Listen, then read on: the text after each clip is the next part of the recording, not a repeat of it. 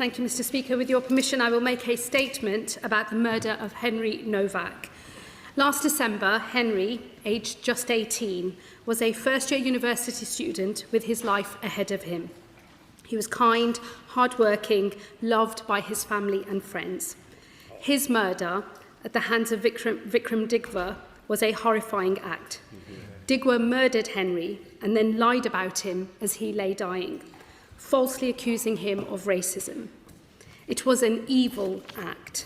I know the thoughts of the whole House will now be with Henry's family and his friends, just as mine are. What they have been through is heartbreaking, for most of us, unimaginable. I know nothing can take their pain and loss away. But yesterday, we saw some measure of justice. Digwa was sentenced to life imprisonment. He will serve a minimum term of 21 years. His mother, Kiran Kaur, has been convicted of assisting an offender. She is due to be sentenced on 17th of July. And today, the Crown Prosecution Service has authorised further charges against other members of the attacker's family. With further sentencing and possible charges pending, we must be cautious still in what we say about this case, so that we do not place any proceedings at risk. However, I can and must pay tribute today to the dignified and powerful words of the Nowak family in the statement they gave after yesterday's sentencing. They deserve answers. They deserve answers in particular about what happened on that awful night and the actions of the police officers who arrived on the scene. I expect many in this House and many more across this country have now seen the police officers' body cam footage released last night. It is, without question, a disturbing and tragic thing to see. People are rightly asking questions about how the situation was handled, and they are shocked and disquieted to hear Henry's words, "I can't breathe." I know that it is difficult to wait any longer for answers, but there is a proper process to assess whether there have been incidents of police misconduct, led by the Independent Office for Police Conduct, the IOPC. They will determine what could and should have been done differently. They will determine what action may need to be taken against individual officers. The family yesterday called on me, and I quote, to ensure the IOPC has the resources, authority and independence it needs to conduct a full, fearless and transparent investigation. Mr Speaker, I can confirm to you today that I will do so. The IOPC will be equipped and encouraged to act to find the truth and to ensure, if necessary, that there are consequences. There have been accusations, I know, of two-tier policing, that one community has been prioritised over another. It will be for the IOPC to determine the facts with regard to this specific case, and I cannot and will not comment on them. But let me say this on the question of preferential treatment more widely. The police in this country have a sacred duty to police without fear or favour. Everyone in this country is equal before the law. It is the promise upon which our whole justice system rests, and the equality of every citizen is the foundation on which the openness, tolerance and generosity of this country rests.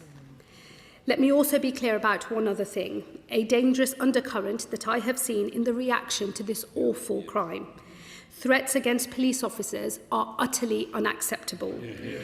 There can be no justification for intimidation, abuse or attempts to take the law into one's own hands. A police officer unrelated to this case has been misidentified online and subjected to death threats. He has been forced to relocate to protect himself and his family. Misinformation and inflammatory commentary is making a dreadful situation even worse. We must all, together, condemn it. And we must also allow the facts to be established through the appropriate investigations and the courts, and we must do so calmly and responsibly. The Nowak family and Henry's memory deserve answers.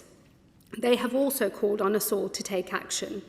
Action to address the daily tragedy of knife crime in this country. This government is committed to halving knife crime in this decade. And since the start of this Parliament, we have made progress. Knife crime has fallen by 10%. Knife homicides are down 27% at their lowest level in a decade. But clearly, we must do more, whilst there are still tragedies like this one. And for that reason, we have recently published our Halving Knife Crime Plan.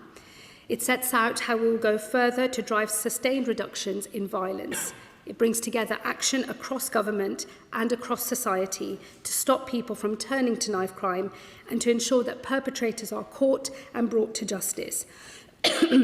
Amongst a range of measures, this will see schools and families supported to address the root causes of knife crime through the establishment of 50 Young Futures hubs. Police using new crime mapping tools to target enforcement more precisely and making better use of stop and search. And cruel and exploitative drug gangs stopped from criminally exploiting children, preventing the knife violence that is driven by the county lines trade. In relation to knife controls, there have been calls to limit the right of Sikhs to carry their ceremonial knife, the kirpan, one of the 5 holy items in their faith. The Offensive Weapons Act of 2019, passed under the previous government, clarified and strengthened existing legal protections in relation to long kirpans.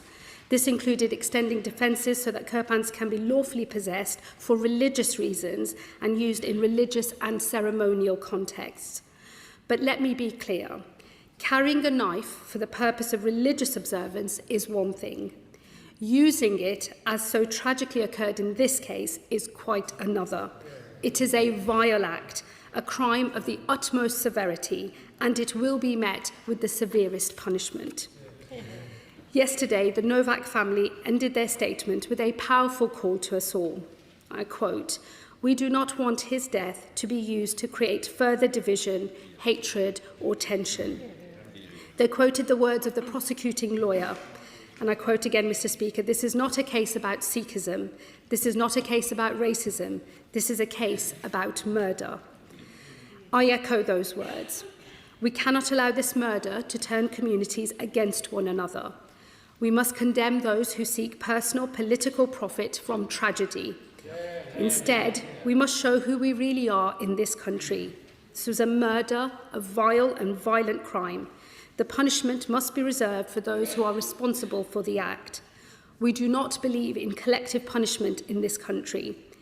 Instead, we stand together against an act of pure evil. We condemn those who committed this heinous crime, not all those who share their faith or their ethnicity. Yesterday, a sentence was handed down in court. I know it will never be enough.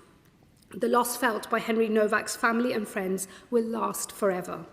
A wonderful young man will never enjoy the promise of the life that stretched out before him. The evil acts of his murderer and accomplice will never be undone. But we can choose to use this moment to pursue positive change. We are still limited in what we can say. There is a sentence to be handed down and further charges may follow, and there is an IOPC investigation ongoing. But I call on everyone here to be responsible in this moment to allow justice to run its full course. But while we must be limited in what we can say, we must not be limited in how we act. I will end with the words of the Nowak family once more. Last night, they wrote that no other family should experience the heartbreak and horror of losing a child to knife crime. Let that be the challenge to us all, across this House, across government and across society. It is the very least we can do to honour the memory of Henry Nowak. Mr. Speaker, I commend this statement to the House.